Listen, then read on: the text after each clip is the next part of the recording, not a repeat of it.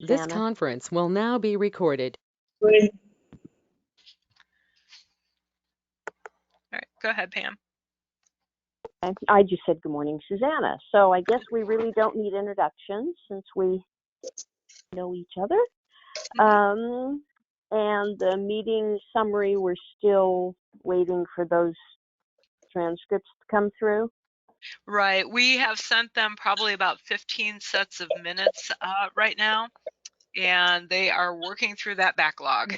So it may be next month before we get our summaries. Okay. No members of the public present? Nope. So no public comment. Review of Goal 8 topics. Gail, you want to take this? Yeah, so Goal 8 deals with recreational needs, and under the statewide planning goal, it focuses on public spaces that are free or easily accessible to the public. So things like parks, if we were in a more urban area, probably public swimming pools, those types of items. So the county in 2006 did a master plan for the parks that we own. And we own 11 parks encompassing about 1,000 acres throughout the county. And in 2010, they followed that up with a further refinement of it that looked at the threats to the parks, both in terms of the plants, the use by tourists, invasive species, threats to wildlife, and kind of upgraded and refined the parks plan that was done in 2006. When the county adopted that parks plan in 2006, we literally lifted the policies from that parks plan and put them into our Goal 8 in the comprehensive plan. So as part of our update today, what we've done prior to our meeting is we took the policies in Goal 8 both to the Planning Commission and to the Recreational Lands Advisory Committee for them to review and give us some input on that. And on table 1, you'll see the results of that and what the recommendations were from those 2 different committees. So today, that's really what we're here to look at, is to go through those goals and policies and the recommendations from the Planning Commission and the Reclands Advisory Board, and to see what new issues and policies we want to include for the next 20 years. Okay. So policy 1, county should protect, manage, enhance, and preserve identified park resources and recreational land resources. Susanna, do you have anything to say about the staff recommendation to retain policy? You know, it's interesting. I couldn't, actually, let me see if it comes up better now. I'm sorry, I'm not, I'm not quite on board. I was trying to view it earlier on the, and I couldn't, oh, yes, that's fine.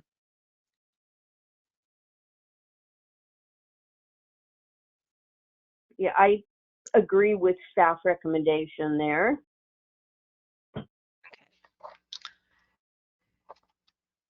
So did you want to go through each of these one by one, because there are quite a few of them?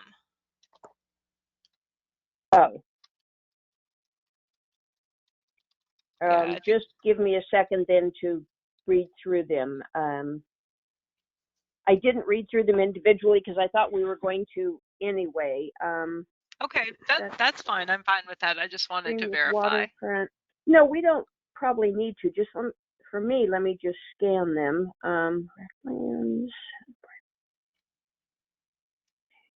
Okay, I'm fine 1 through 5 to retain those policies.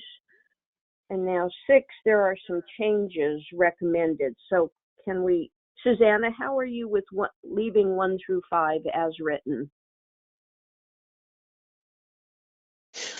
I can remember when we were discussing boat ramps months ago, And did you say, Gail, that all the riparian protocols are already in place if there was going to be a boat ramp developed? We have protocols in place. I think what our discussion was working on public lands to either increase the riparian areas or to better protect them. I forget exactly. And I think it might be on table 2 when we get there. I know that we did have a long discussion about that. And so we were trying to verify, first of all, that we had adequate public access points for the boat ramps, and that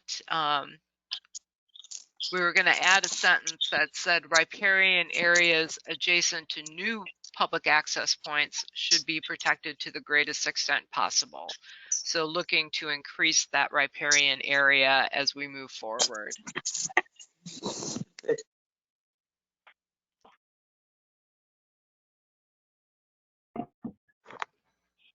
Okay.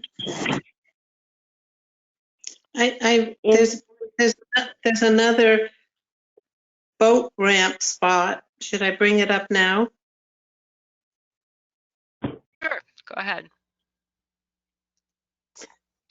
Locally, it's called Pope's Corner.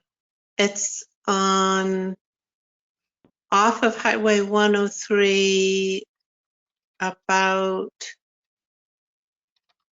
mile and a half, maybe, from Highway 26. So the mileage goes the other way. So it's probably marker 7.5 or 8.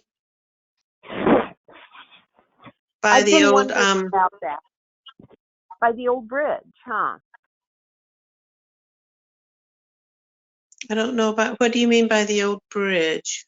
Was there a bridge over the Nehalem there? There was, I think, at one time many years ago.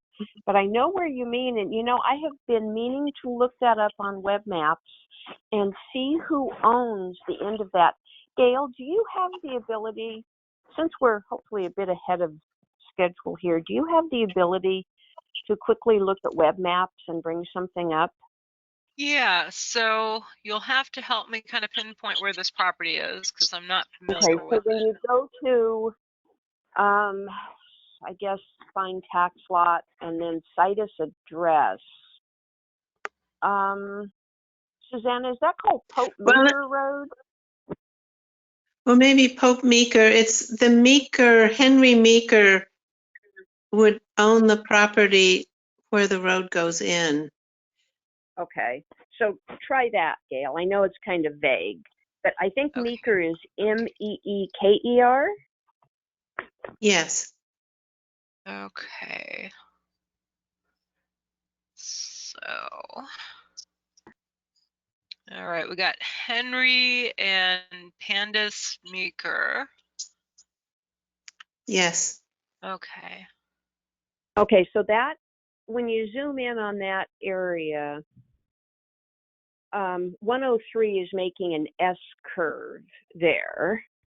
Mm-hmm. And going off to the west, there's a short little road going west that I think is called Pope Meeker. Actually, back out, because I think you might, well, you were just above it a second ago. Where's the Meeker property? I think it's at the bottom of the screen, Gail, right? The double blue line at the bottom of the screen. Yep. Oh, okay. Yep. There's Pope Now, Meeker Road. right Yep. above your arrow? Yes. So. Oh, I see. Yeah. Mm-hmm. Huh. And is that open to So the I don't. public? Locals That have was put what- their boats in for years there, but I Ah. don't know the actual ownership where that road intersects the Nehalem River. I don't know whose ownership that is in. Are you able to tell? Yeah, that's the Meekers. So But you does see, the road? there's Go ahead, a double Susanna. line. There's a double line there, which I think means an easement. So the question would be at the end of that double, who is that easement? It kind of conjoins with 103. So I think it's a road easement, and then who owns where the easement ends? There's no owner for the easement, so that means it's going to be a public road. Let's see here. It's a county road, actually. Pope Meeker is. And then Okay. at the end of it, where the easement ends, that is all the Meeker's property. Oh, okay. So technically, there's no public access there. Technically, yes. Okay. All right. I don't think we can include that then, Susanna. I was kind of hoping the platted road went all the way to the river.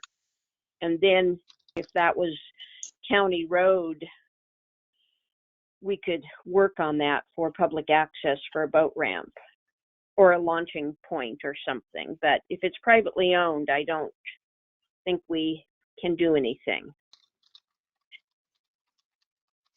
So, well, I can check though, because Eldridge Point is also privately owned, but the county maintains it, and there is public access there. So I can see if there's any sort of similar situation with this one. Okay, thank you. It is pretty popular, and that there's not a lot of access points for floating the Nehalem. And I know we've put our little rowboat in there years ago. Okay, thank you. Yes.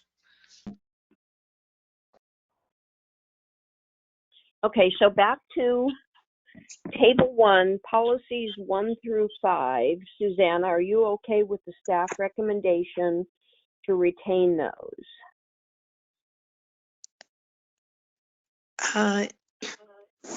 Yes, that's Okay, and then policy 6.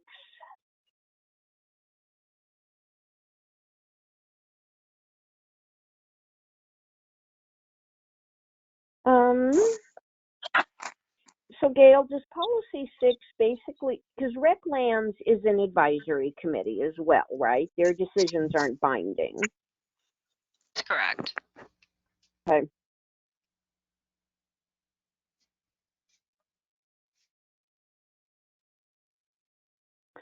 Yeah, I guess any committee is only as weak or strong as its members at that current time.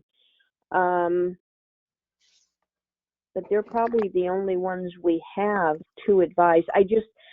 Having gone through the almost timber sale of Nehalem Park and seeing some land sales or land trades, I get really not skeptical, but cautious. And I want to make sure we have good oversight so we don't all of a sudden come to a point where we have, budget constraints and a county commission that just wants to log things to boost the budget or to sell what are now county or public lands, again, to boost the budget. And I don't know how we can put in here that there will be very strong oversight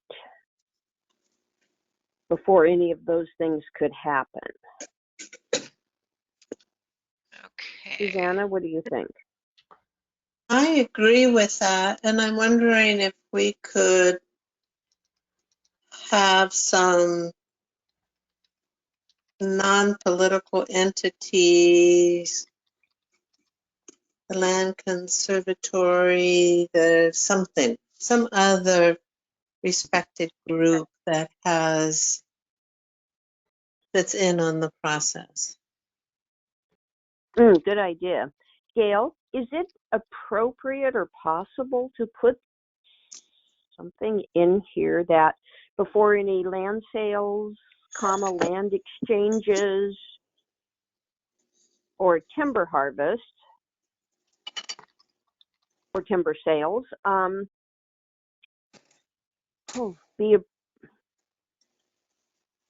don't know what the proper language would be, but be reviewed by a full range of interested parties. I know I'm not saying that well, but we'd obviously have Board of Commissioners, we'd have people looking at monetary interest, but so we'd get some independent environmental interests, some biologists, or land conservancies or something like that involved to review those proposals. Okay.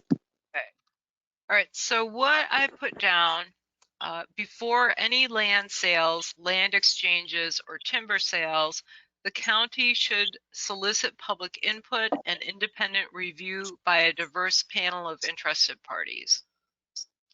Oh, that's wonderful. You have such a way with words. Thank you. I appreciate that. I think No, that. you're welcome. You have spoken them. I just had to type them. Okay. The one comment there, you said the last part was timber sales or timber harvest. Or timber harvest. Because they are different things. Okay. Okay, added that. Okay. Susanna, you okay with that language?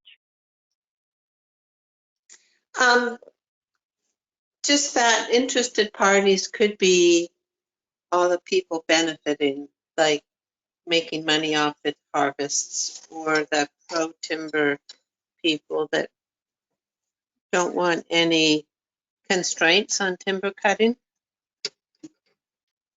Well, I think she put in there diverse. I don't know if we can strengthen. Yeah, I'm not sure there's any better way to word it. So yes, I would say yes. That's good. Okay. All right. Thank you, Gail. You're welcome.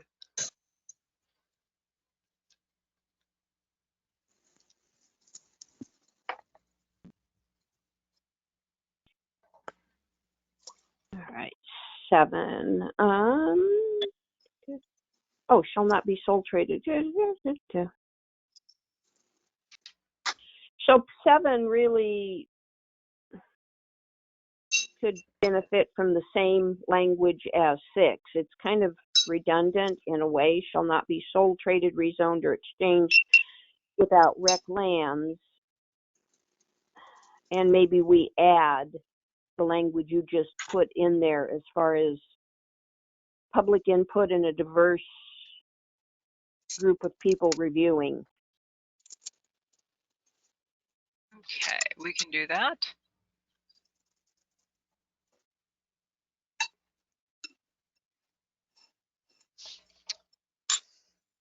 Are you good with that, Susanna? Yes, that's good. Okay.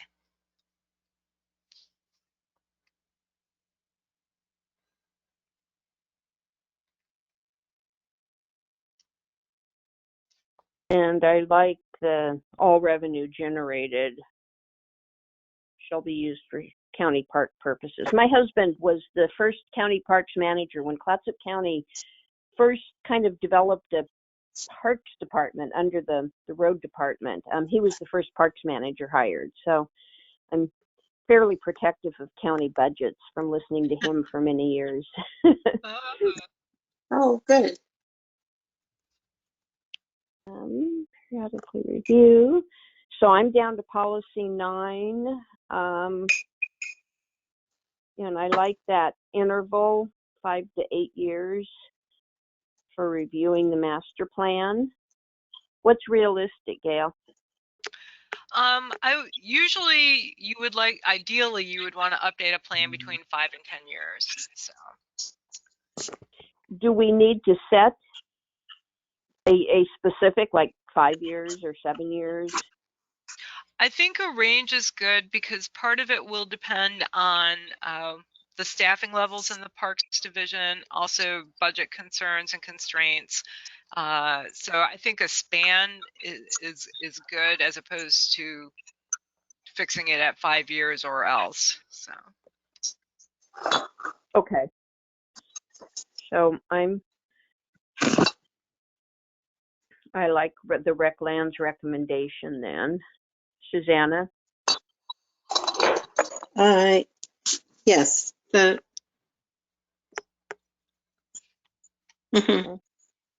All right.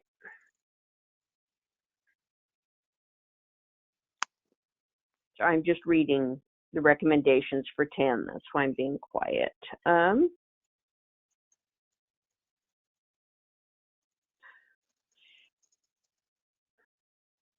Gail, what's the difference between, well, can you explain the rural community park versus a county park, or are they one and the same? Yeah, so a county park would just be a park owned by the county. But in certain areas, Miles Crossing, Jeffers Garden, Westport, Napa, Swanson, Arch Cape, we actually have a specific zone that is called rural community parks that gets applied to any county park in that area. So I think it was intended because at that time we probably rural communities are a little bit more urbanized than other parts of the county, and so to sort of refine how we allow park activities, I believe that they created a specific park zone for the rural communities so that they had a bit more flexibility in how parks were developed there. And in your experience, is that a good thing, or does it make it more confusing?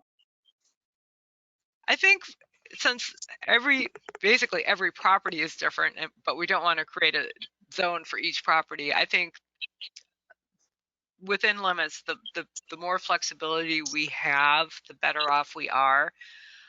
So I think this is a good thing. Okay, thank you.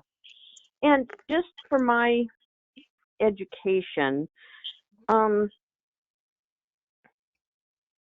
what makes something a county park? I mean, I know the county owns land, whether through tax foreclosure or deeded to the county or whatever. So the county owns raw land, probably all over the place. What gives something the designation as a park versus just county-owned land?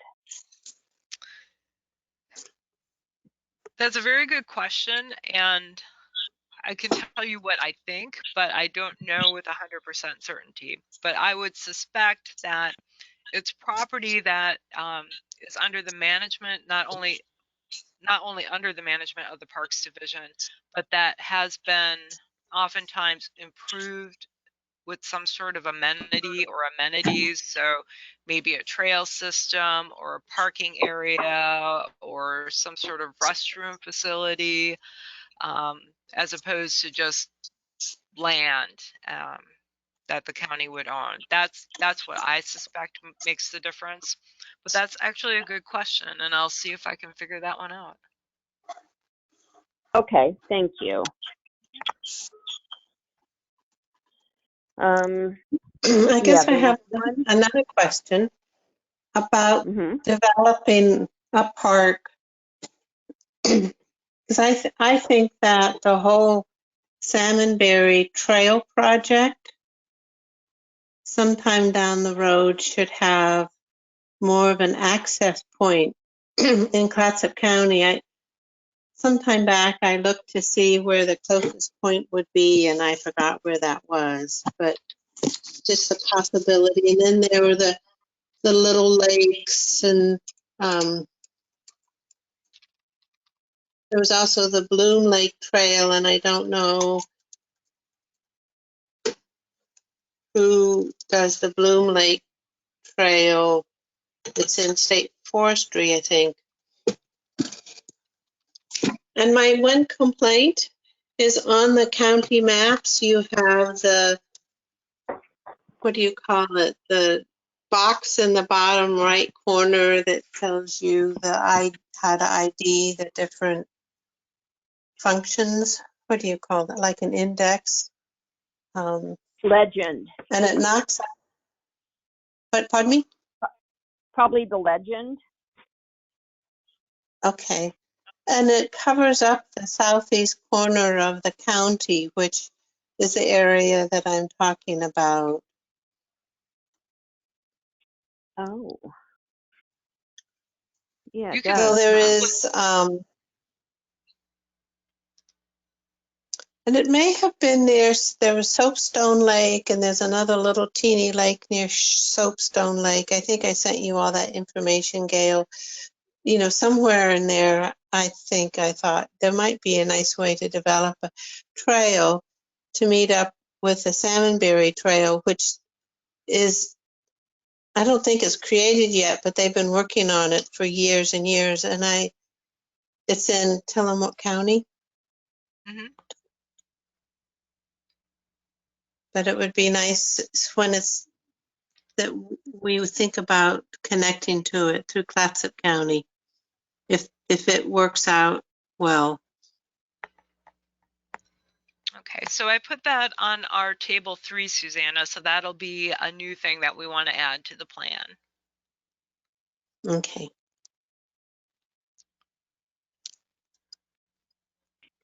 Right. So on 10,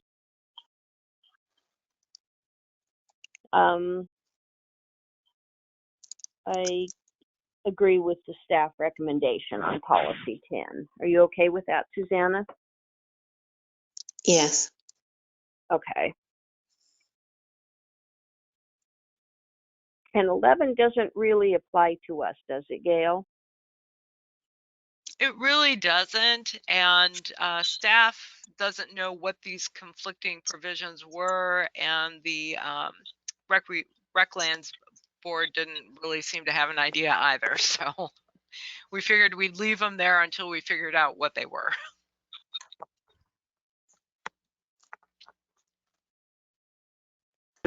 Yeah, interesting. Okay. So we have staff says retain, Recland says delete. I would probably go with staff policy there. I mean, staff recommendation to retain, because until we know what we're talking about, they wouldn't want to delete it. You okay with that, Susanna? Yes. This is the thing on the Clatsop Plains. Correct. Yeah, kind of outside of our area. Yes. Can you explain 12, please, Gail? Yeah, so what 12 would be getting at is as we look at the different policies in the Parks Master Plan and goal 8, because they're the same policies, we should be working to make amendments to our code to help meet some of these goals, the ones that deal with land use. So that's what that's aimed at. Like if I'm reading a zoning code,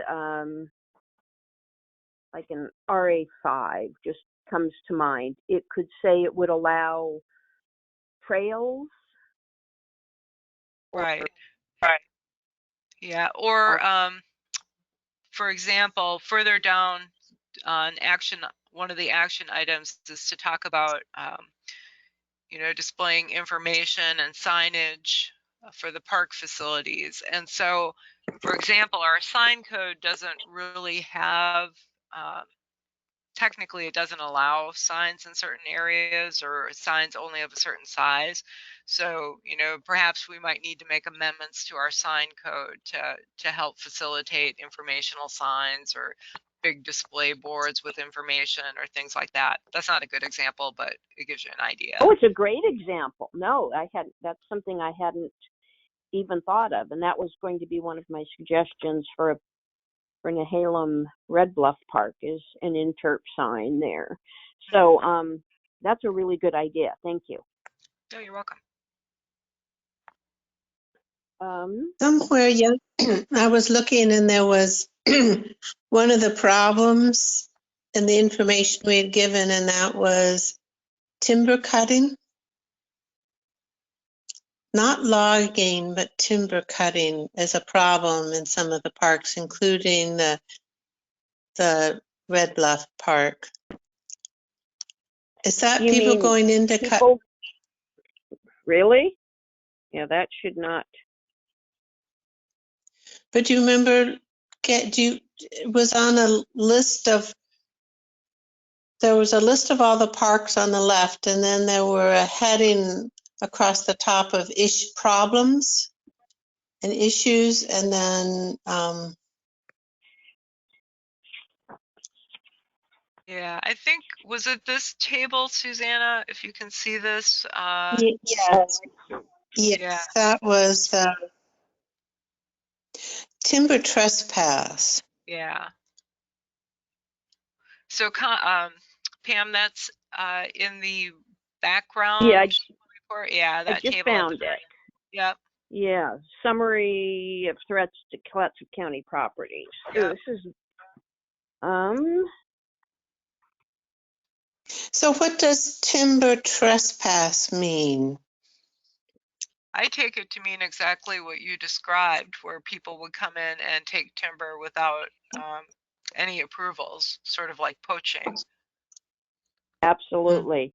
It, Probably somebody up, more for firewood, not for saw logs, but for firewood probably. That would be my guess, yeah. Mhm.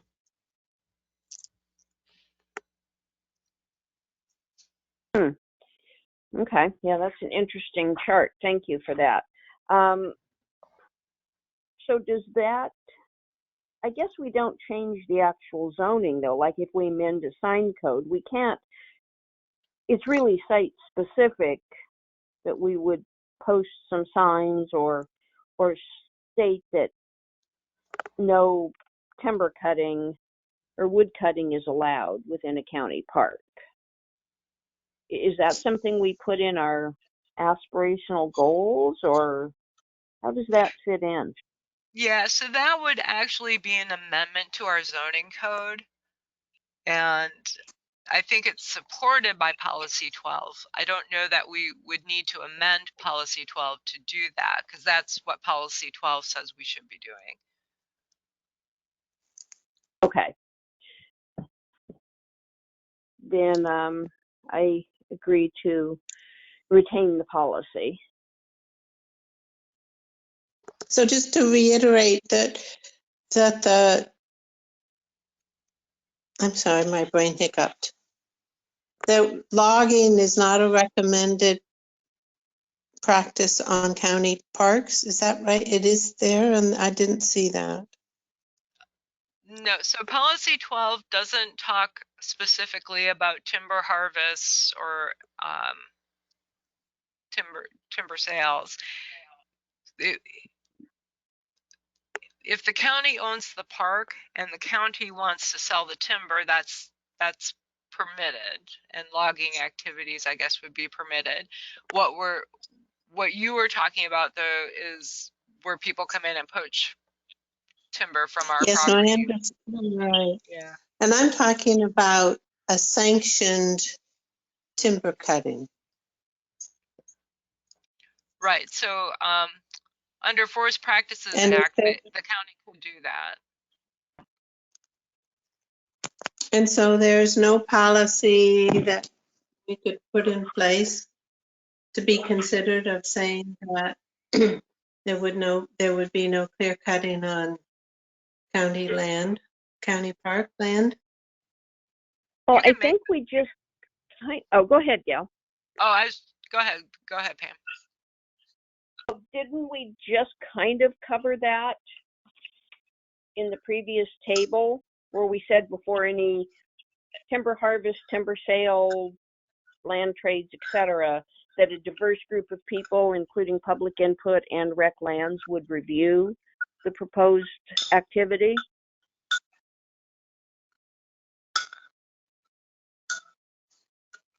I guess, yes, I mean, I would like a stronger statement that a goal of the county, considering climate change and the way, when you Google map the private owned timberlands, the big corporation timberlands, they're being so decimated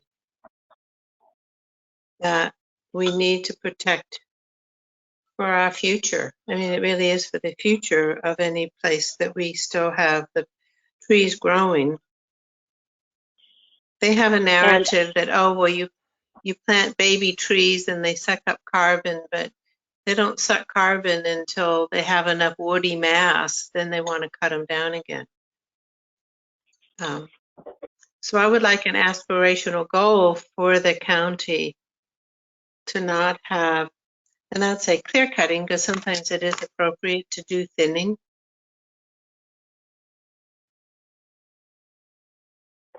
I definitely agree with that. We'd have to leave something in there, if a tree stand got infected with bark beetles or Swiss needle cast and it needed to be taken out. There are occasions where, like you said, thinning or harvest can occur, but I would like to see, as strongly as we can make it, a ban on any timber harvest or timber sale on county parks. Is that an aspirational goal, Gail? How does that work?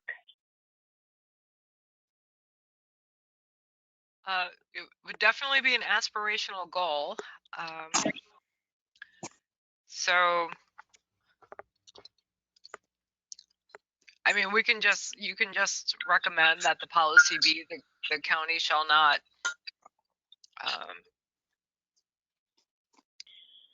you'd have to word it so they could do thinning, but something like, well, no harvest, thinning, timber harvest. Go ahead. well, there's thinning and there's clear cutting, and they're two very different forest practices. That's why I'm thinking that clear cutting is the way to word it, because thinning means that you can cut out diseased trees or trees that are too close together, etc. And for the health of the forest, or you could put down for the health of the forest, or as recommended by silvicultural specialists or something, because we do need to kind of have it both ways. Lock it up as much as possible, but leave a door open because we don't know what would happen. If an entire stand is heavily infected with Swiss needle cast, it probably needs to be clear cut. I mean, I don't know. Anyway, something like that, Gail. okay, so so the policy would be that we want to protect the forests that are in our county parks. And then the policy would be that the county shall not clear cut timber on county park lands except as recommended by silvicultural experts or as needed for the health of the forest. I'd like to tighten that up even more if possible, because the definition of clear cutting isn't super strong. Shall not conduct any timber harvest or timber sales on the county parks without the recommendation of silvicultural specialists. You think that's too confining? I personally suspect that any attempt to tie the county's hands on what it can do in terms of the timber sales will probably be very closely scrutinized by the board, I would suspect. But you can certainly ask for it. Doesn't mean that you will get it. Well, I see no harm in asking for it. Susanna, what do you think? Yes, I think we need to ask for it. You never know till you ask. Yep. And again, I think we've left the door open for legitimate ecological reasons, not necessarily monetary. Right. So to make sure I captured what you said, Pam, so I changed it to the county shall not conduct any timber harvests or timber sales without the recommendation of a silvicultural expert. Is that what you had said? Yes, yes. Okay. And I think that's very well worded, that if, there really is a need for the health of the forest, it can be done. But we just don't get a group of commissioners that just sees money in every tree and decides to just clear cut them or heavily thin to bolster the budget. Thank you. I think that's well worded. Are you okay with that, Susanna? Yes, that's fine. Okay. All right.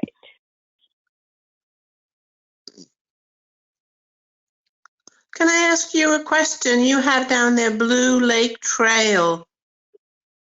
Right. Was that from my comment, or is there a Blue Lake Trail? No, that was from your comment. So it's Bloom, Bloom. Okay. Thank you. Where is that, Susanna? I've not heard It's of very that one. close. Yeah, it's the entry to the trail is, I think, in Clatsop County. I'm not sure. It's kind of south of Quartz Creek Bridge.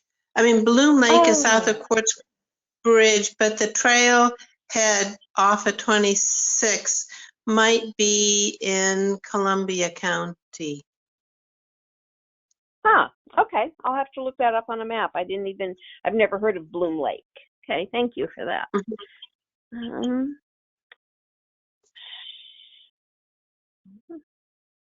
So I kind of might be lost it. state.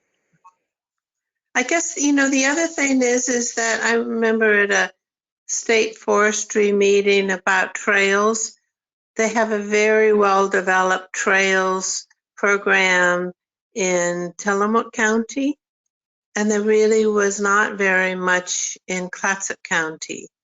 There's the horse camp, which is the horse camp state-run, Gail, or the Northrop ODF, Creek? Yeah, Yeah. ODF runs the horse camp up there, up off Northrop Creek. Mm-hmm. Yeah. And I'm trying to think about other trails from that meeting. I was really surprised there was quite an extensive trails network in Tillamook, but how little there was in Clatsop County. I'd like to see the county reach out to ODF and to find out what's on the agenda. Maybe they have it on the agenda to develop more in Clatsop County.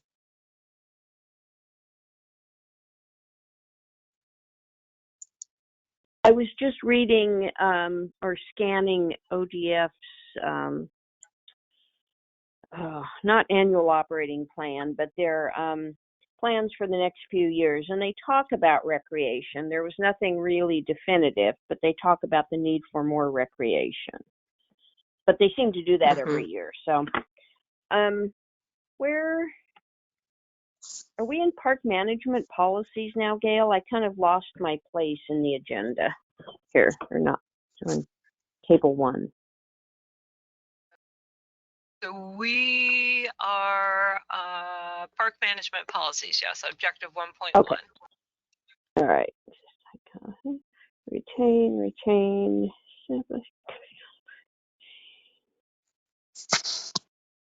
Oh, good. So we have including signage on 1.11.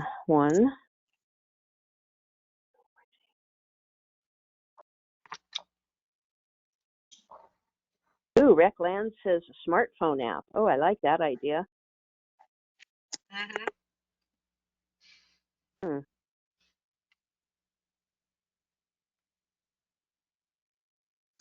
The one kind of great overreaching problem with the county, I don't think that Astoria, I don't know about Seaside, but I think Astoria just tries to keep all the homeless out of Astoria, which means I think a lot more pressure on in the woods, which always makes me nervous in the dry summertime. They also leave quite a bit of garbage behind. I think that there needs to be and we're going to get to it further along in the county planning, right, on homelessness and the population. So that's an interesting question. Goal 10 does deal with housing, and I think it's more concentrated on identifying buildable lands and housing needs. So I think there's a way that we might be able to address it, but it's not specifically set up to address homelessness, but I think that can be a component of it. Yes, because I think that, I mean, it depends on how you define home. I think there needs to be, well-developed camps with, water and laundry, showers, all that stuff. Like a well-developed campground that's a commercial campground Mhm. for homeless people. Unless this country could get a grip over what they're doing Well, about. that's a big topic. We can keep putting band-aids on or start trying to figure out the big picture, but I think that's well beyond the scope of this. It's something I think about a lot, and I can't seem to wrap my head around it other than a lot of mental health issues. So anyway, I don't want to get too far off topic, but I agree, and I think it comes up in when we talk about hazards because of the fire danger. Mm-hmm. Is where I see the issue out in our rural area are the homeless camps and fire danger. And I know that was something Connie had talked a lot about and felt pretty strongly about. As far as where we are on the agenda,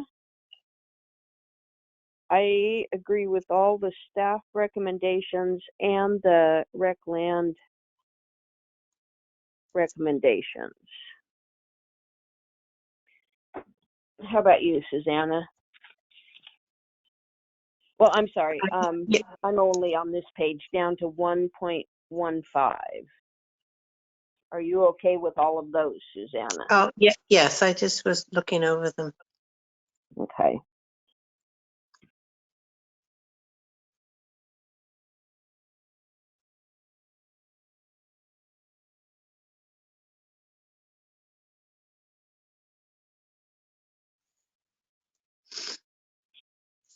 So we're now on 1.16 and down Yeah. from there. Yes.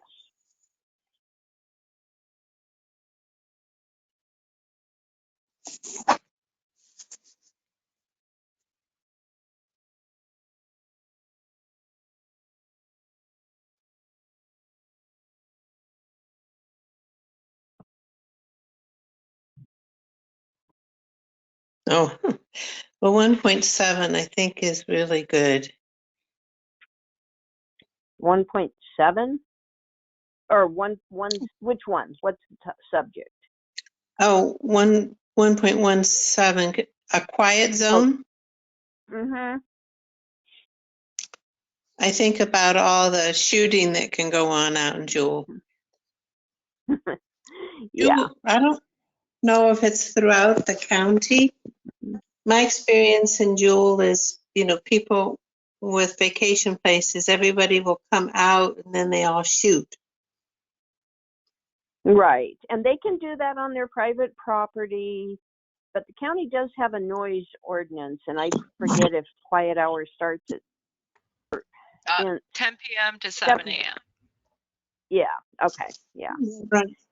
But I just started on my neighbors because, every nice week, any big holiday, and at that point I had 3 rentals. One of them burnt down and wasn't rebuilt, but there are 2 residents now, mine and it's very disconcerting on a nice weekend, especially, if you have people over, that then there's all the shooting starts up. And I just used to call the cops.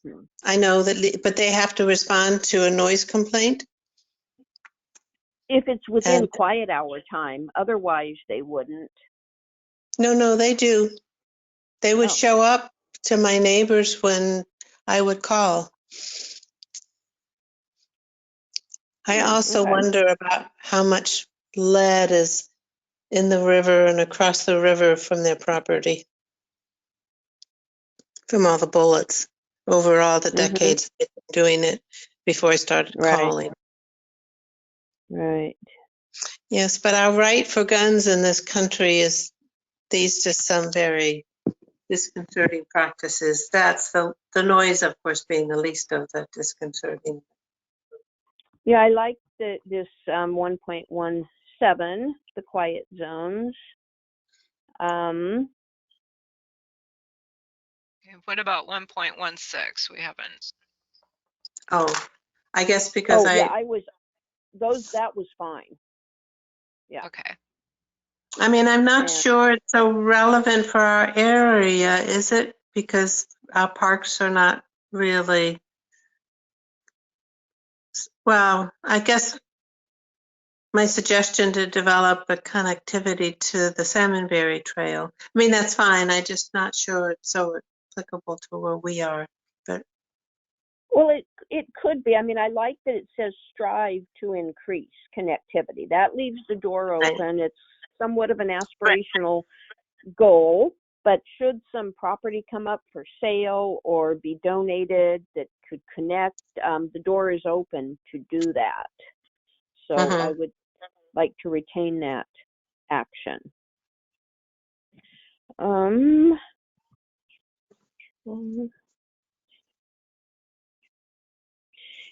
Down to 121, provide staff training on resource management and protection. Is there any funding for that, Gail? Or I don't know if you know, but Yeah, I don't know. That would be coming out of the parks budget, and yeah, not very familiar with their budget. What right. about 1.1.8 and 1.2? Kind of skipped over those. Oh, well, sorry, I'm ignoring the ones that I was agreeing with. Okay. Staff recommendation and rec lands, everybody said retain, and those were fine with me. so is this mostly applicable, the 0.8 with, like, there's talk of acquiring land? Sometimes in the past, resource extraction such as timber can happen before it's locked up as a park. You know what I mean? Right. Well, yeah. So I would say industrial uses and resource extraction. Oh, that's good.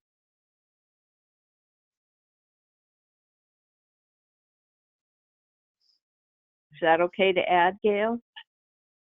I'm trying to parse this out. So, adjacent land uses.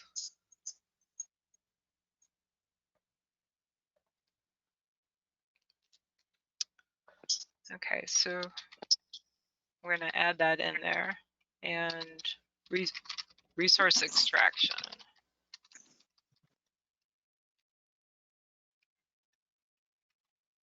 Okay, I added that, Susanna. Great, thank That you. was good thinking, Susanna. That one almost got by me. Thank you. And I'm good with the next couple. I'm a little concerned with 122, noxious weed control. Personally, I'm not into spraying. I would like to see that,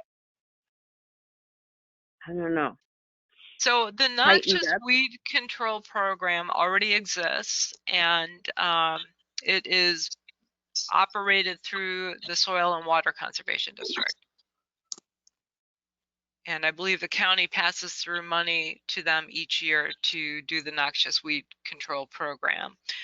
But what we can do is on table 3 is add a policy that says that, I don't know if we're able to completely eliminate all pesticide and herbicide use, but what we can add a policy along those lines. Okay, because I think the county road department does a lot of spraying along roadsides. And actually, when my husband was county parks manager, he was very against spraying, but he was overruled by his boss, and he had to take a class in, I don't know, like a hazmat type class, and basically was forced through his supervisor to apply Roundup and, you know, nasty things. He came home a couple times just smelling of this stuff, and he was so upset because he had to spray it really close to Cullowhee Lake to keep weeds out of the parking lot. He knew it was going to run off in the lake, and he almost quit his job over that. And I know here on my own road, every year I have to fill out all sorts of paperwork to get the county to not spray the roadside vegetation. That will then run down onto my property. So I don't know if this noxious weed control program is what I'm talking about, but those are two examples that I'm very familiar with. Okay. Done by the county road department. Okay. They actually sprayed my water system once, and the county ended up paying for me to stay in a motel for a week because they poisoned my surface water system. That was years ago, but so I've gone around and around with the county on this. Okay, so I put on table 3 a new policy. The county shall minimize to the greatest extent possible the use of herbicides and pesticides in county parks. Wonderful, thank you. Okay, so I just want to do a time check here. So we've got 1 hour left, and are about halfway through table 1 right now. Okay, all right, we'll keep moving here. So back, not to beat a dead horse, but this implement a noxious weed control program. We don't need to put anything in there stating using non-toxic methods as much as possible or something. Right, because we're going to add that as a whole new policy. Okay, all right. So identify county on land.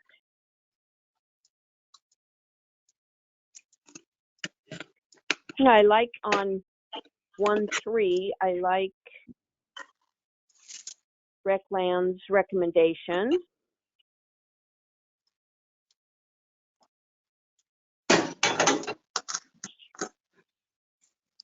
Looking through all of 1.3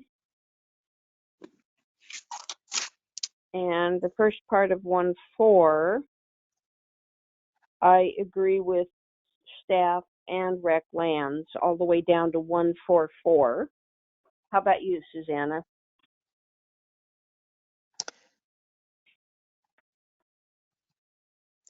I'm looking it over here.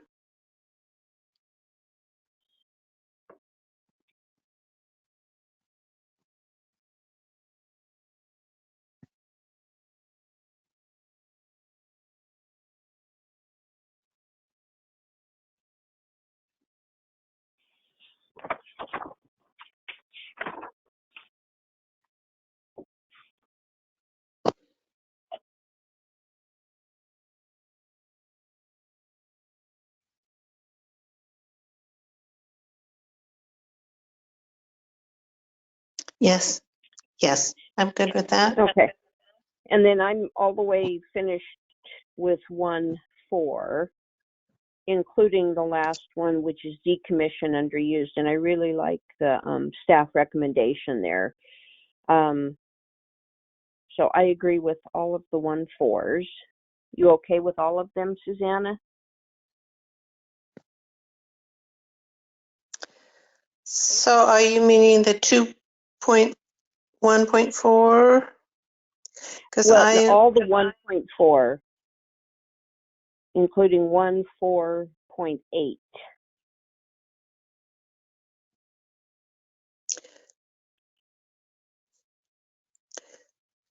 So you have funding operational policies, objective 2.1, and then 1, 2, I haven't gotten 3, 4. Yeah, I haven't gotten to those yet. So, but everything above that, you're okay with? Oh, I'm sorry. First, everything's not working in my house today, including my computer. So I'm on my phone, and it's a little harder to. Oh, Yes. I was bad. I killed a lot of trees. I printed this entire thing, and it's actually so much easier for me to have it printed in front of me. I hate using that amount of paper, but I did print it. Pam, did you want Yeah. staff to email you a paper agenda every month? No, thank you, because I select the pages to print, especially these tables. I Okay. don't print everything, so no, I'm good. Thank you. Oh, okay. All right, just I checking. can selectively print from my office. And I've gotten my office to finally start using recycled printer paper, so I feel a little better about it. Oh, good job. Congratulations. Thanks. Okay, so now we're on to goal 2, funding.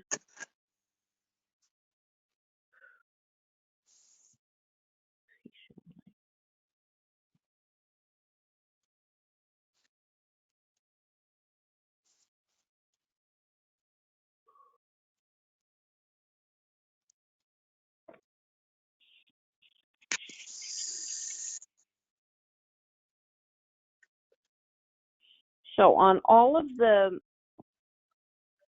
2s,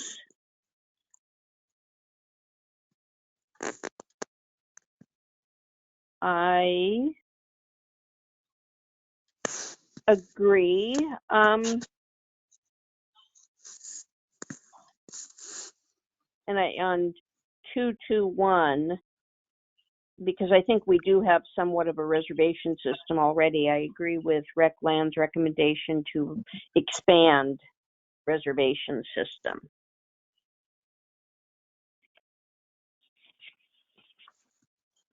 So are you okay with all the 2s there, Susanna?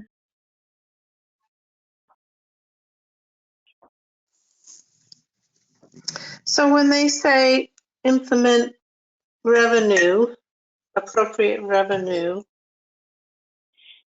to me that's kind of broad considering our last discussion of cutting timber and resource extraction, etc.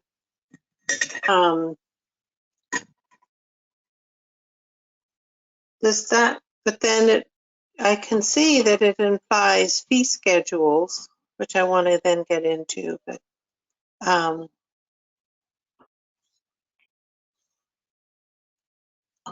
Is it redundant, Gail, to add something here since we've addressed it already about timber harvest or timber sale?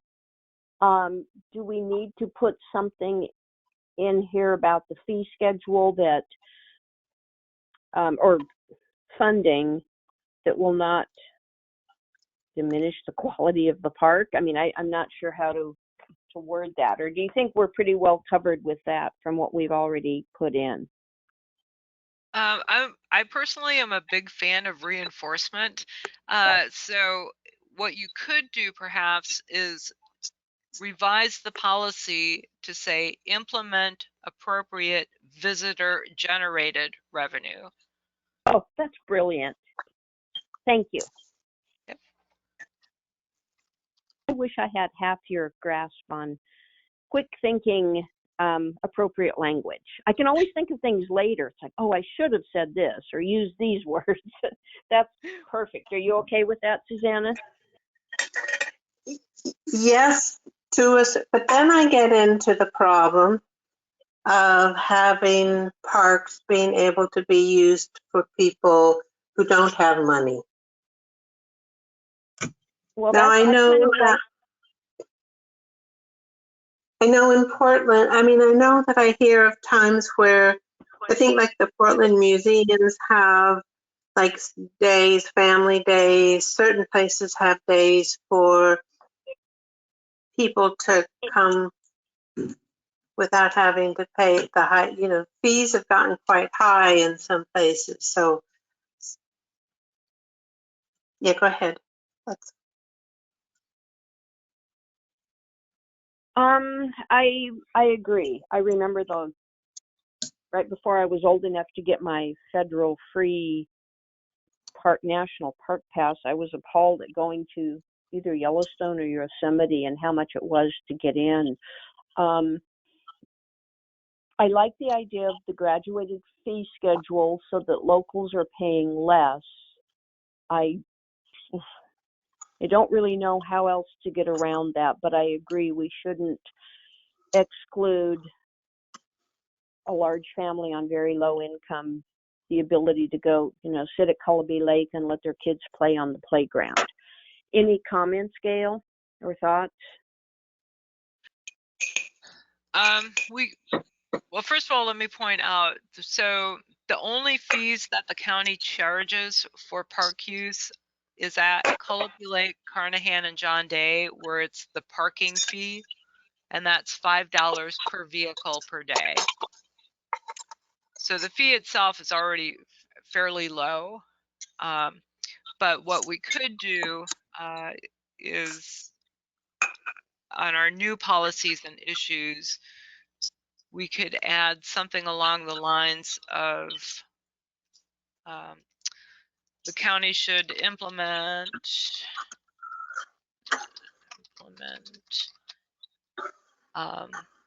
an income-based sliding fee schedule for county residents. I like the idea, but then who proves that? And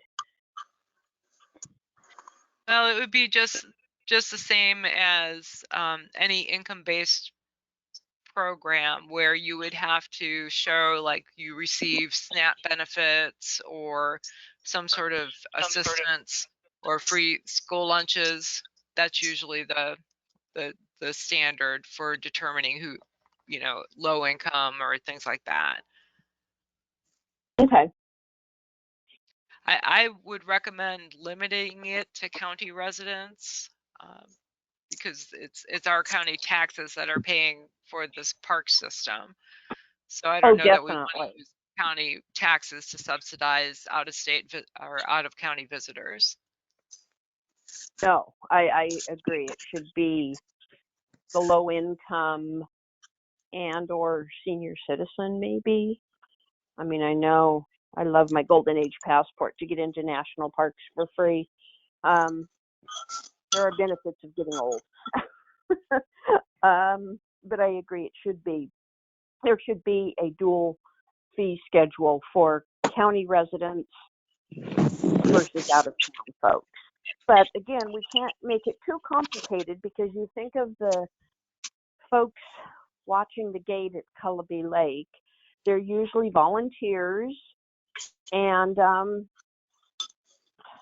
we want to keep it easy for them so we get quality people coming back to watch the gate at Cullowhee or anywhere else we charge fees. Right. So yes, if you want to put that in there, that would be good. Thank you. Okay, you're welcome.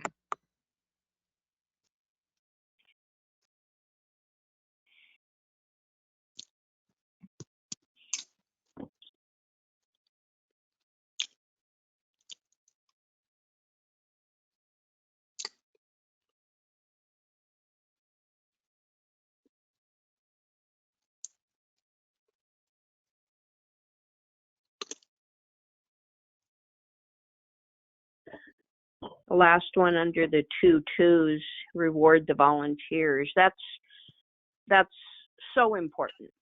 When I was a park ranger for years, I ran a very large park, pretty much all with volunteers, and we'd have an end of the year dinner and just a thank you. And they would just be I don't know, it was hugely successful because of the recognition program. Okay, yeah. Susanna, are you ready to move on to 3?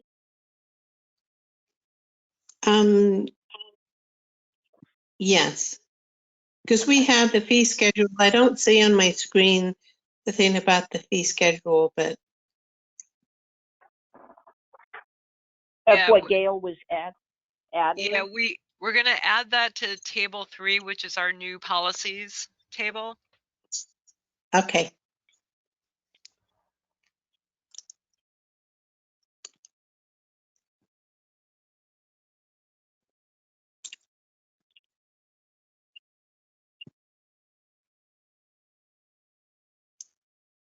Under 4, I like the staff recommendation to use new technology, such as maybe smartphone apps, and bilingual for sure. So on the 4s, I agree with staff recommendation on those. How about you, Susanna? Yes.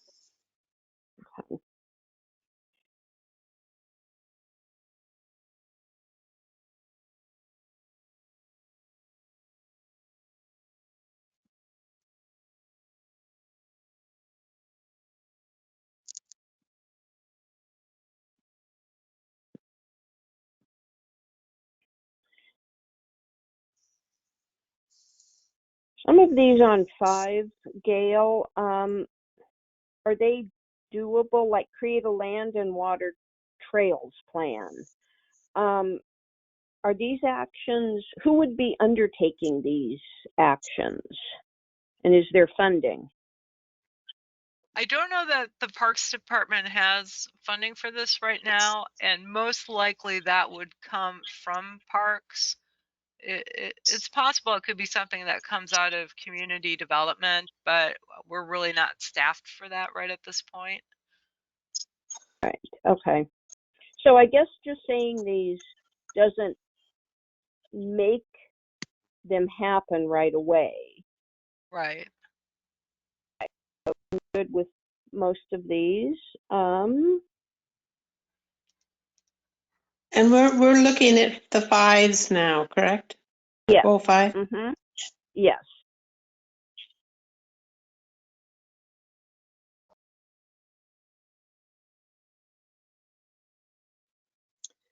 And is there, if people with disabilities, for people that are, I'm not sure about that, but for blind, or I'd like an aspirational for people that are blind, or because actually people who are blind, there could be some parks that would be okay for them, and just an aspirational. Well, didn't we in one of these, I'm looking back now, we'd had something about some ADA requirements. I don't know if that covered it or not. Yeah, so Where that was that, Gail? policy, it was action 1.1.4, which is provide more restroom facilities. So that was one of them, and the rec lands wanted to make sure that the restrooms are ADA accessible. And then action 1.4.6 says consider implementing ADA accessibility standards within existing facilities. And we agreed to support that recommendation to keep that. Does that cover what you're thinking of, Suzanne? I think ADA is fairly inclusive. I don't know if we need to spell Yeah, out Braille I mean, signage. yeah. I mean, I think it would be aspirational maybe, but to reach out to the ADA community for things that could be helpful for park usage.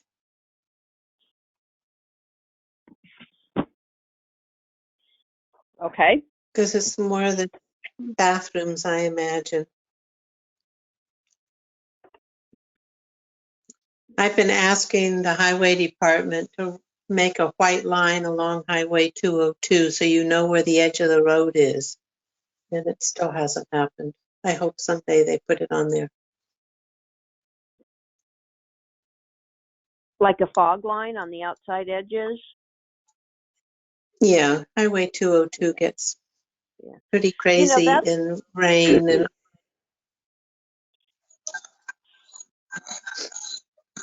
that's something that I don't know if just, this is, and I don't want to get way off topic, Gail, but what Susanna said about the fog line makes me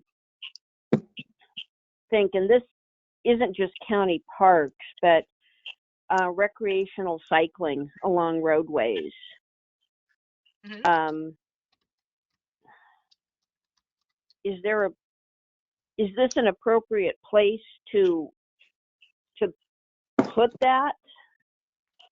Or are we just talking about county parks? Yeah, this is going to be more geared towards parks, but when we get to goal 12, which is transportation, I think that would be the perfect place to put it because we're going to be talking about on-road shared paths or bike lanes or things like that. Is that where you were headed Okay. with that one? Yes. Yes, that if a road is widened or repaved and a new center line and a fog line, maybe there could be a bit of a bike lane space in there for safety. But okay, we'll leave that for another time. Okay. So all the way through the fives, I am fine with retaining, well, with staff recommendation and rec land recommendation. Are you, Susanna? yes. Okay. All right. So that completes table 1. Yes. And then moving on to table 2, these are the policies from the Elsie-Jewell Community Plan and from the Seaside Rural Community Plan. So there's not as many of them, and some of them you've already looked at when we were working on goal 5 and we talked about the scenic rivers and scenic sites and trails, the Oregon recreational trails. So I did put in the table where you have previously reviewed something, what your previous recommendation was to help you.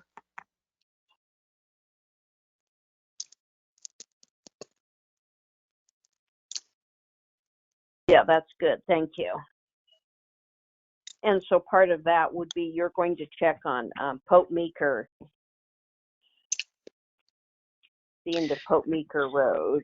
Yeah, so I put that on table 3 and I made a note to myself just to check about Pope Meeker. Okay, But it is private property, but I'll see if there's some sort of agreement that we have in place or could establish, like Aldrich Point. okay. So my my problem is that it's considered adequate. Accesses are considered adequate.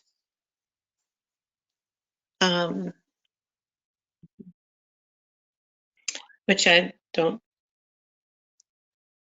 think is, let me see what you're, And that's only talking about the North Fork of the Nehalem, which is Hamlet. That's not our main stem Nehalem out here.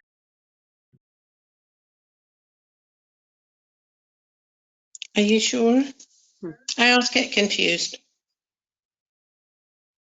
Yeah, North Fork is the next drainage over from the main Nehalem. You access North Fork of the Nehalem down Highway 53 and Hamlet Road. Okay, so it's the So shorter. this policy says public access to the Nicanicum and North Fork. Oh, I guess Okay, that's because that's in Seaside Rural, huh, Gail? That's why it doesn't mention the main Nehalem, right? I don't know why it doesn't mention the main Nehalem. For some reason, this is what they picked out 40 years ago, and it had meaning at that time. Well, that's probably because it is the next. It's really almost a separate watershed. I mean, technically it's not, but anyway, the North Fork. I mean, that really is Seaside Rural, probably more so than Elsie-Jewell. So if we want to say somewhere that the Nehalem, that we don't consider public access for the main Nehalem adequate. Where does that go? I think we will put that. So is the main Nehalem, that's an Elsie-Jewell area, not Seaside Rural, correct? Well, I don't know the exact boundaries. All right. The main Nehalem is definitely Elsie-Jewell.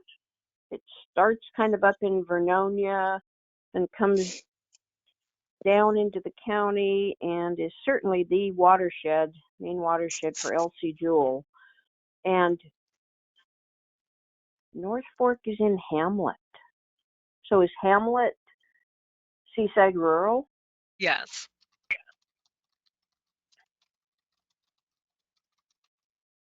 Okay. And how Elsie-Jewell, far is Hamlet from the county line? From the county line? Hold on, I can tell you that in a minute. 53. it's hard to say where is Hamlet. There is no real, I mean, there's Hamlet Road. There is no town of Hamlet. The area, just like where would you say, where is Elsie-Jewell? You go down Highway 53, probably 10 miles would be my guess before you hit the Tillamook County line. Yeah, that's about right. Yeah, because Okay. as a crow flies from the junction with 26, it's just over 8.5 miles. So I have absolutely no idea if there any river access on the main Nehalem in Clatsop County. I mean, on the North Fork in Clatsop County. There is at the fish hatchery, but I can't think of other places. But I don't know the North Fork. I mean, I've sold a lot of property in that area, but I've never really looked for public access points. So other than the hatchery, I don't know of any. I guess I'm not super comfortable saying there's adequate access to any of these rivers.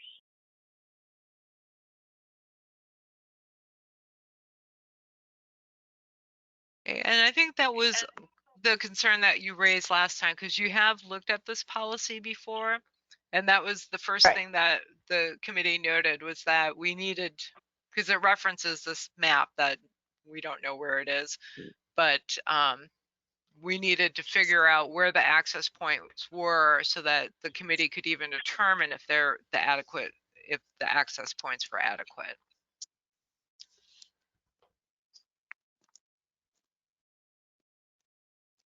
Okay, so under staff recommendation for policy 2, for both Seaside Rural and Elsie-Jewell, I mean, it says update policy to identify and verify. I just would like to get away from saying these accesses are considered adequate in the policy itself. So how do we do that? We can just take that entire sentence out. Okay, I like that. Thank you. That was simple. I was making it harder than it needed to be. If we don't even know where they are, how can we possibly say they're adequate?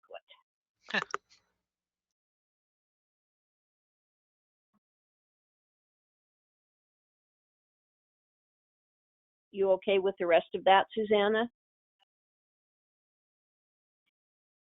Yes. Okay. And so we will go with the staff recommendation where we add the new policies because of the Nehalem's wild and scenic designation. Okay.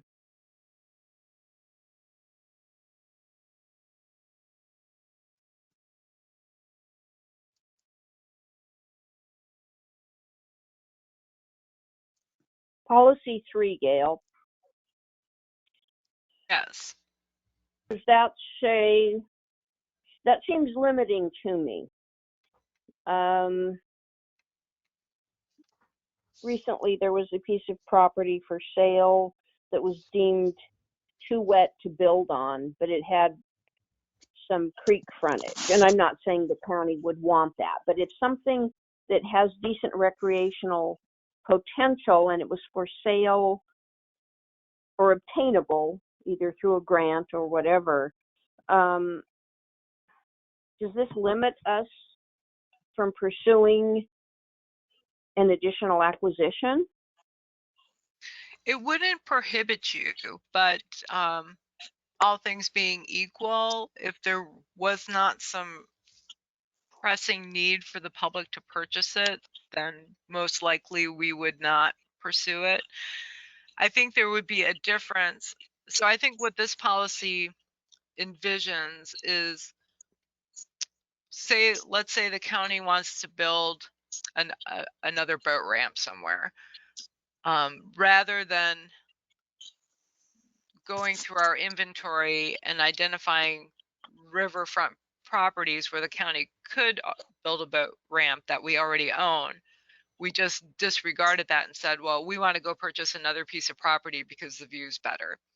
So it's trying to discourage that type of action, but it wouldn't prohibit us if in an emergency situation, an environmentally sensitive piece of land or culturally sensitive came on the market or was being threatened and there was community support to purchase it, to protect it, not even necessarily as a park at this point, but just to purchase it, to keep it preserved, it would not prohibit that.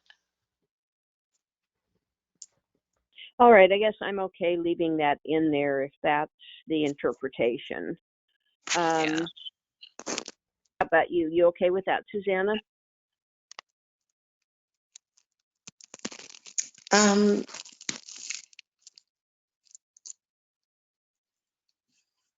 So either, I mean, I understand both sides of the question. I think the possibility of acquiring land, if it's, sometimes there's a really good deal on getting some land. I just wouldn't want to see the county to be inhibited. And I understand that you're saying I would just shall be preferred is kind of odd wording, maybe, and kind of leaves the door open. Shall be considered first prior to. Yeah, I think that. I don't know if it's going to make that much of a difference to wordsmith it or not, but that's, go ahead. I'm open either way. I'm fairly comfortable with the way it is. Shall be preferred seems to not close the door. Mm-hmm. We could put existing public land shall be preferred for recreational development prior to acquiring. I would like shall be preferred, but would not prohibit acquiring additional locations. Does that sound better, Susanna? that, or the wording shall be considered. Because in preferred does make the powers that be look at existing public land first, which is probably the proper thing to do. But then we could put in that shall not prohibit acquiring additional locations. Okay. I'm not trying to force that on you. Are you okay with that, Susanna? Yeah, that's fine. I mean, it seems fairly open anyway, so that's good. Gail, is that okay? Yeah, so can you repeat what you just said? So at the end, are we gonna... Shall be preferred for recreational development, but shall not prohibit Okay. acquiring additional locations. All right. Got it. Thank you. Mm-hmm.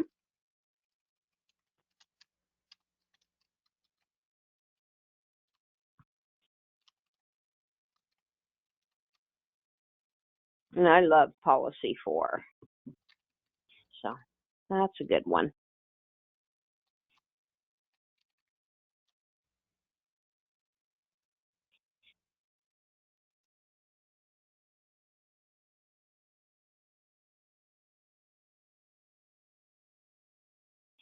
And we already, so are you okay with policy 4, Susanna? Yes. Okay.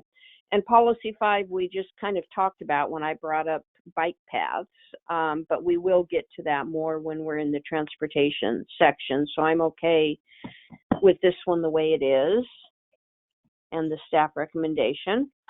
You okay with that?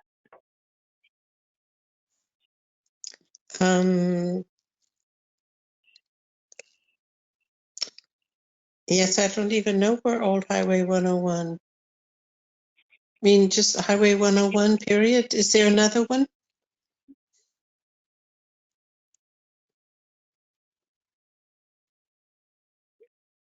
Well, this policy talks specifically about this, but Gail had said when we get into transportation, then we can talk about it more for out here.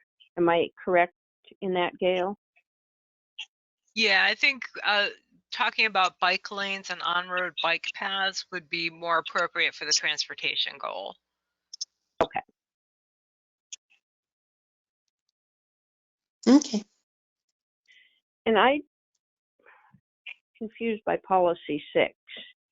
I would think they would be appropriate uses.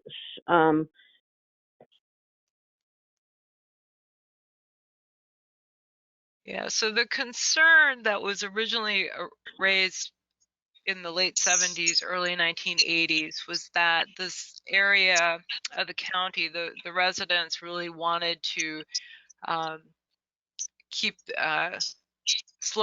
make sure that growth didn't occur too fast and that the tourist industry didn't, you know, basically take over the area, I think was a concern. Things with noise and traffic were major concerns back then. Obviously, traffic because of ODOT and tourism demand, traffic is a problem. But I think that's why they were looking at minimizing the number of transient lodging opportunities. I think there are some of the lesser impact. I'd rather see planned ones, like, I mean, I know we can't, like Susanna said, cover homelessness, but I would rather see some more campgrounds and maybe limited RV parks in rural areas than a lot of other things.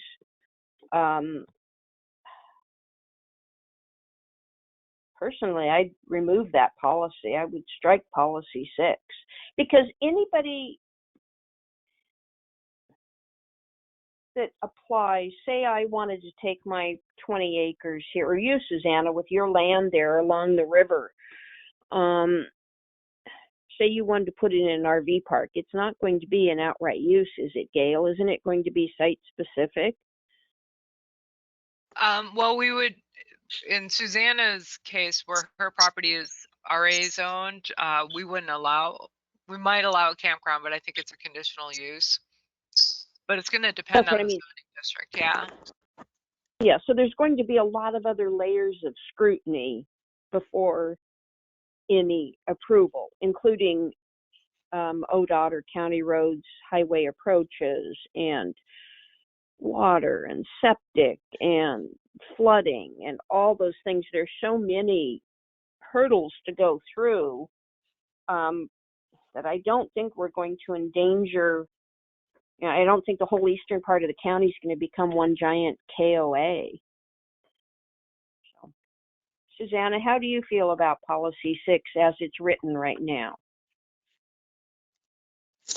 I agree with you on both things. I mean, I could have a forestry camp on my F80, but it is very extensive for, all the water and sewage and everything, all the permitting stuff. So, I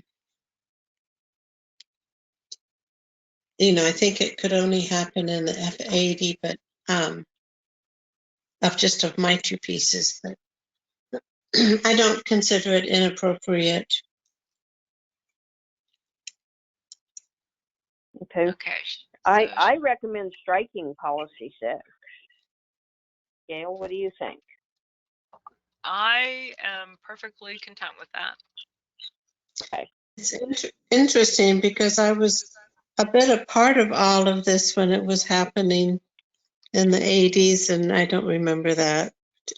But I think people really were concerned over the overtaking of the county, which has been overtaken a lot from everybody moving in from other parts of the world. So I just find it interesting. It was the era of Californians moving up here, of which I was one at that time. Mm-hmm.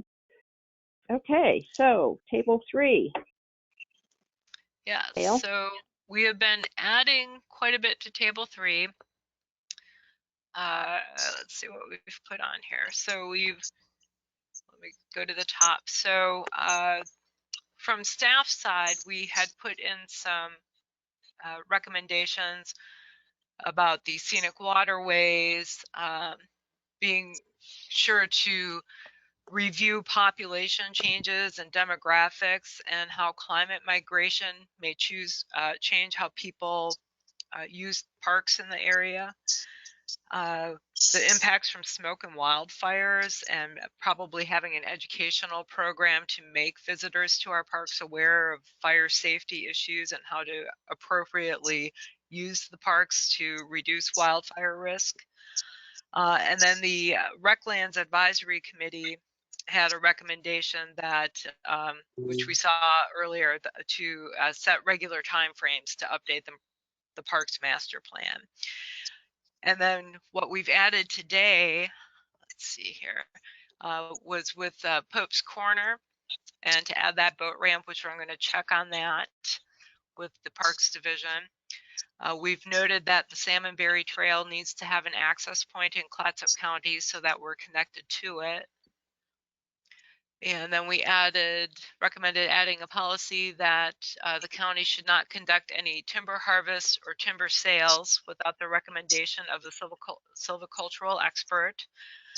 We're going to look into the ownership or control of the Bloom Lake Trail. And then we put in a policy that says the county shall coordinate with and encourage ODF to basically develop more trails within Clatsop County. And a policy that says the county shall minimize to the greatest extent possible the use of herbicides and pesticides in county parks. We looked at adding a policy about creating a sliding income-based fee for county residents for park use. We want to make sure that we coordinate with the ADA community to make sure that our park improvements and amenities are serving those communities. And that's what we've added so far. Okay. And I need to step away for just a moment. I'll be right back, but Okay. if you want to talk, Jason Pollock is on here. He's our planner, so you can continue your discussion. Okay. Hi, Jason. Susanna. Hi. Under the proposed policies, smoke and wildfire, over on the right, proposed solution. Gail had mentioned education, which probably would be signage to some degree, and designated campfire rings, designated areas for campfires within the parks. And I don't know, this is something that I've become fairly passionate about lately, is leaving some alder trees. And this will be a question for Gail or Jason. You may know, is that appropriate to put in here?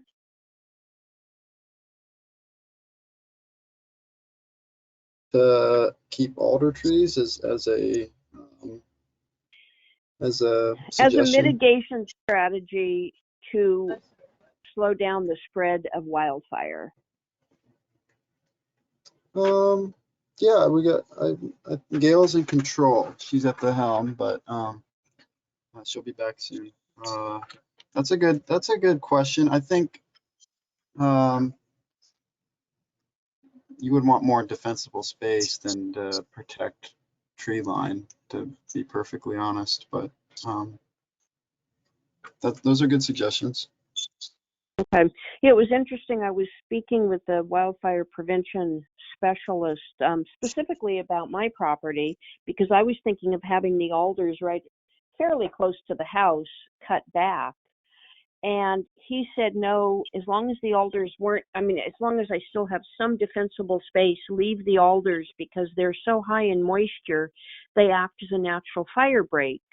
It's the fir and the other ones like that you want to keep really far away from the house. But he said alders are nature's natural fire break. And I would assume big leaf maple would also be included. Did he say anything about big leaf maple? I forgot to ask about maple. There is a website called Firewise that has a list of plants, and I'll have to go back to that and look about the maple. It's really a good website, Susanna. You can just Google Firewise plants or something like that, and it will give you a list of plants you want around the house.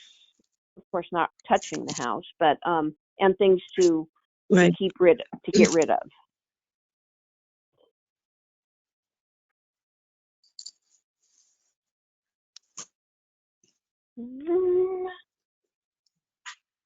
Jason, were you the one I talked to the other day? Did you used to be with ODF? Yeah, definitely. Yeah. I did 2 seasons with them, and went to other, parts of the state that are more affected by wildfire. So I can tell you that defensible space is pretty important, and that you're gonna want it depending on where you're at. But I guess Clatsop County is in another situation. It's a little wetter here, and I know Jewell can get very dry though in the summer. So Right. Yeah. Okay. Yeah, I and thought I that did was yours. put, Susanna, in the chat box, I put the website address for the Firewise plants. Okay. Thank you. Yes. Great I did write it down. Okay. Okay, So, so looking Gail, at, I think Go ahead. one thing that's important, I know that, is it ODF that has the signs up for the fire danger? And I don't know, like when it gets really hot and dry, the woods are shut down for any use of machinery or chainsaws or anything like that. Are they shut down further for people going in at all? Do you know? Because there is a problem with all these trails and going in and somebody smoking or something. There's layers. Layers isn't the right word, but levels, I guess, of restrictions. And signage, at least out here, has been pretty good. Nice big, I think, yellow or orange signs that really catch the eye. And then commercial timber harvesters are very well aware of the levels.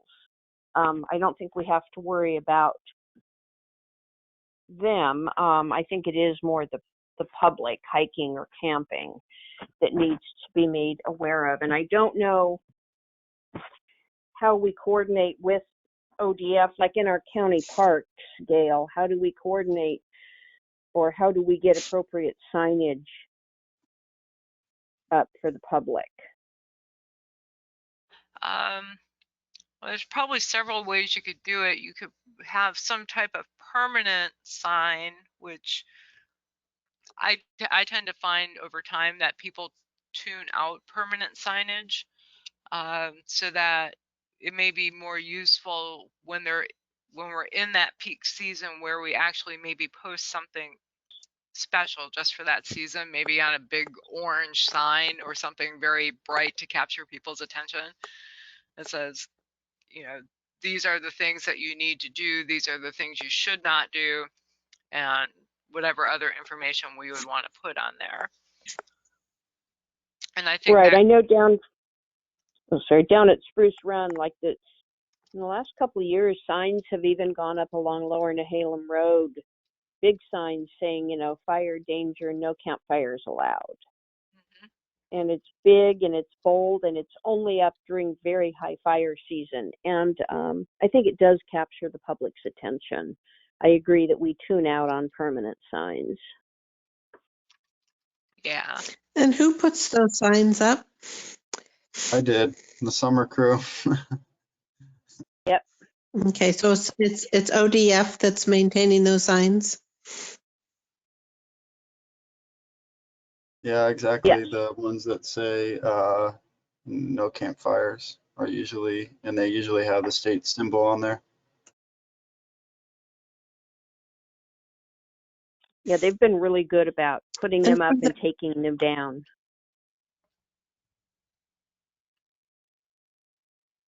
But within our county parks, our recreation areas, we should probably try and mimic what ODF does at the appropriate time, have some big bold signs ready to be put up when fire restriction levels change.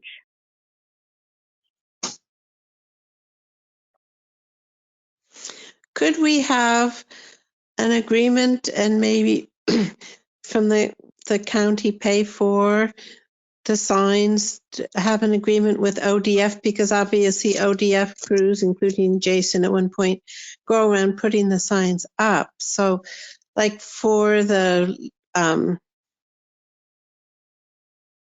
Lee Wooden Park, probably somebody goes by from ODF, and the Nehalem Red Bluff Park, somebody would be driving by from ODF. And while they're putting the signage up for, just regular signage, could they include signage for those parks to catch people's eyes as they go in? Do you think that might be possible? We could have a reciprocal agreement with ODF? We could explore that, or the county could we do have a sign shop, so we can make our own signs and put them up, but. Yeah, I think it's just the time. While ODF is already driving around doing it, it's just the time involved in driving around and putting up the signs. Do you know what I mean? That it's Gail, can you put that on your on your list of things to check on? Check with the road department and the sign shop, whatever's most cost effective, staff wise and production of the signs. Yeah, I can look at that. I did make a note that, we could put a policy in, or recommend a policy that says that the county should coordinate with ODF to place fire level signs at the entrance to all county parks during fire season. Perfect. I think that kind of says it all. It leaves it open to who's actually going to do it. Just coordinate. And would trails be under that? Could you put in parks and trails? trailheads. Yeah. Yeah.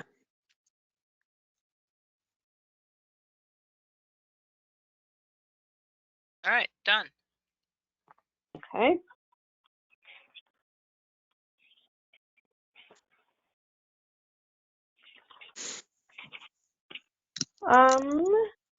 Are we pretty All right. well finished here then?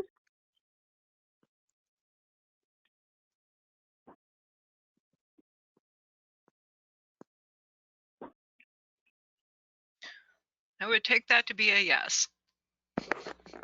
Okay. And All again, right. we have no members of the public present.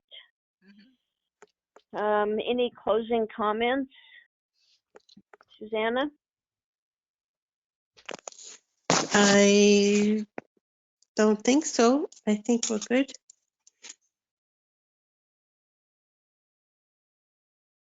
Okay. And could you remind me of our next meeting date, Yes, please? I don't have my calendar. Yep. So our next meeting will be May 14th and at 10 a.m. Okay. And we are going to be covering goal 7, which is natural hazards mitigation.